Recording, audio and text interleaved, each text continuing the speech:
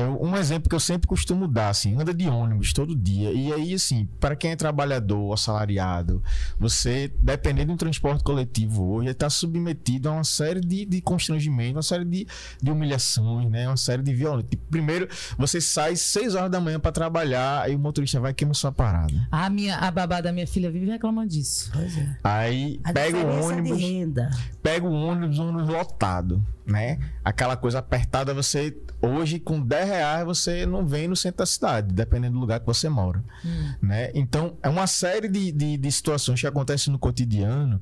E aí quando chega o dia do jogo, por exemplo, o sentimento de estar associado a um grupo, de estar vinculado a um grupo, o pertencimento que você estava falando, muda o olhar, né? Quando as pessoas vão para a rua com a camisa da torcida organizada, elas viram o centro, né? Ali é que vai acontecer o espetáculo. Todas as atenções são voltadas para aquele público. Então, muda o olhar. É aquela questão do poder que o Socorro estava falando, né? A sociedade hoje olha para aquelas pessoas e muita gente vai ter medo. E aí é uma coisa que é muito comum no transporte público. Dia de jogo, né? Você vê aquelas cenas do pessoal surfando no ônibus, o pessoal não paga passagem, porque é uma forma de se rebelar contra esse sistema que, né, oprime todo dia. E quando tá junto, parece que se sente mais poderoso, né? A questão de pertencimento, como já se falou, de reconhecimento e propósito. Então, eu existo ali. Eu não sou invisível. Entendeu? Eu existo naquela torcida. Eu sou parte daquilo ali. Então, é aí que tá também uma coisa bem importante, né? Não esquece do microfone. Não esquece do microfone. Pode mexer ele assim, viu? Se quiser. Tá certo. Essa questão que eu estava trazendo, eu vou depois entrar nessa questão do comportamento de multidão. Mas essas viagens, depois do Campeonato Brasileiro, essas torcidas começam a construir esses vínculos de pertencimento e também começam a construir também algumas animosidades a partir do resultado de um jogo, a partir de um conflito e também construindo algumas amizades de torcidas, que isso é uma coisa que a gente precisa ter aqui em Pernambuco, um batalhão especializado em torcida organizada para poder estudar as alianças de torcida, porque um jogo que pode aparentemente ser um jogo muito conflituoso, não é. Por exemplo, o Sport é o campeão de 87. O Flamengo diz que é eles. A gente pode pensar que esse é um jogo que vai ter muita confusão. Não vai, porque a torcida jovem do Sport é aliada da jovem do Flamengo. Apesar dessa confusão aí. E aí se monta todo um aparato para evitar um conflito num jogo que é um jogo de churrasco. É um jogo que vai ter churrasco. As torcidas são unidas. Sim. E quando você marca um jogo, por exemplo, quando tem um jogo Sport e ABC, aí você fica tranquilo. ABC de Natal... tranquilo. Só que aqui eles são aliados da torcida do Náutico, da Fanáutico. E tem uma rivalidade forte. E aí vocês viram o que aconteceu ali na academia da cidade do Coque. Quando os ônibus da torcida do ABC chegaram lá e houve um confronto com a jovem. Então, assim, se você tem um batalhão especializado em compreender essas ramificações que existem nas torcidas, isso também vai desenvolver estratégias preventivas. Tem líderes dentro das torcidas que podem contribuir com os batalhões para pensar estrategicamente essa segurança? Tem. Agora, então, na década de 80, essas torcidas elas crescem, mas elas ainda tinham assim, porque acompanha isso que Socorro falou. A gente não tinha uma violência urbana tão exacerbada na década de 80. Mas já no final da década de 80, 90, aí você começa a ver que a explosão do êxodo rural, as pessoas sem oportunidade nas cidades do interior, se a gente for conversar com todo mundo que está aqui na plateia, vai dizer, meu pai é de Passira, meu veio de Limoeiro, vem da Campina Grande. Então, esse pessoal que vem para cá, enche a cidade, bate no que Jonatas trouxe, das desigualdades. Então, isso começa a gerar uma massa, né, uma massa gigante de jovens, alguns sem perspectiva, e que na torcida organizada, muitas vezes, eles vão encontrar ali um espaço de lazer, um espaço de construção da identidade. E aí, a partir dessa vinculação com a torcida, eles vão defender aquela entidade, porque aquela entidade dá sentido à vida deles. E justamente hoje, a gente está vivendo um momento de muita falta de sentido dos jovens. Então, por esse lado, por esse pertencimento é super importante. Entendeu? O que falta é se olhar como resolver a questão que não tem solução com a torcida em si. Não é a questão da torcida, essa violência. É uma questão mais de baixo, mais estrutural. Mas, Socorro, tentando entender isso que você está me falando, eu fico pensando também assim, o ser humano tem sentimentos positivos e negativos, né? Tem raiva, tudo, também tem essa paixão, esse amor, Por que que quando a gente fala em torcida organizada, sempre parece que, além da paixão pelo time, também parece que vem no mesmo patamar essa agressividade? Vocês estavam comentando que é uma forma de ele colocar para fora o que ele vive no dia a dia, é isso?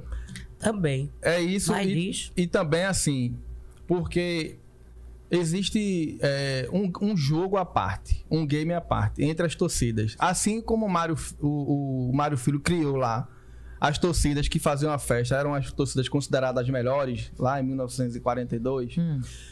Hoje, entre as torcidas, eles também valorizam muito. É prestígio você conseguir fazer uma festa bonita, né? Mesmo que seja um rival, nos bastidores ali você, os caras tiraram onda, fizeram um mosaico muito bom. Então, isso agrega valor e poder àquela torcida. Uma torcida que impulsiona o time e que fez o time, que é até um time medíocre, mas o time conseguiu uma vitória porque foi embalada pela torcida, que faz uma grande festa. Uma outra forma da torcida garantir prestígio para ela é a imposição da violência, da dominação do território, e a partir disso ela também se impor. E a partir do momento que a gente tem ações do governo do estado no sentido de tirar a festa, você deixa somente a violência como uma possibilidade dessas torcidas quererem aparecer. Então, só para eu entender, tem leis e regras quando está baseado em jogos, foi tirado festa? Me explica isso aí para eu entender. É isso, é uma coisa que quando a gente sempre propõe essa ampliação do debate, é no sentido de a gente buscar essas alternativas. Porque o que é que acontece hoje? Proíbe tudo. O que é proibido? Dá uma lista. É proibido camisa, é proibido faixa, é proibido bandeira, é proibido instrumento musical, é proibido coreografia, é proibido material pirotécnico, é proibido bola de festa. Mas essas proibições tiveram um porquê, não? Mas a gente já sabe. Não se justifica. O caminho não é esse. Mas por exemplo, essas proibições foram do nada ou tem algum motivo para elas terem existido? Veja, a proibição em si, eles justificam, ela está proibida por conta das brigas. É a grande justificativa. Mas é uma bandeira que vai fazer com que as pessoas deixem de brigar? É um instrumento musical que vai deixar fazer? É a falta de uma coreografia na arquibancada que vai fazer? Entender, eu que assumidamente leiga no assunto, as bandeiras, por exemplo, você está me falando isso, me vem na cabeça o quê? Porque o pessoal tacava a madeirada, a bandeira na cabeça do outro, é isso? Muito raro. Muito raro isso acontecer. O instrumento também a bandeira entra, aquele mastro, ele entra com o número do CPF vinculado a ele. E a pessoa que entra com aquilo ali é responsável. Agora houve, acho que foi 2007, não lembro bem, houve uma situação em que a Fanáutico usou a bandeira contra a truculência da polícia militar. E a partir disso se tirou.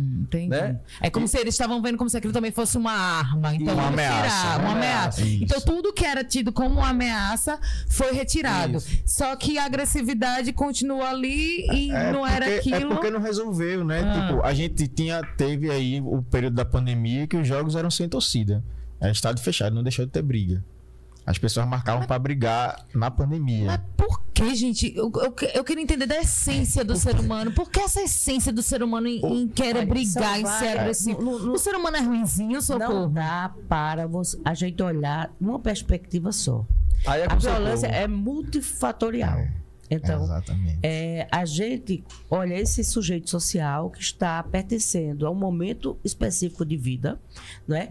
Que ele apresenta o seu sofrimento. Ele pode ser um sofrimento só seu, que hoje a gente tem muitos transtornos envolvidos na impulsividade, na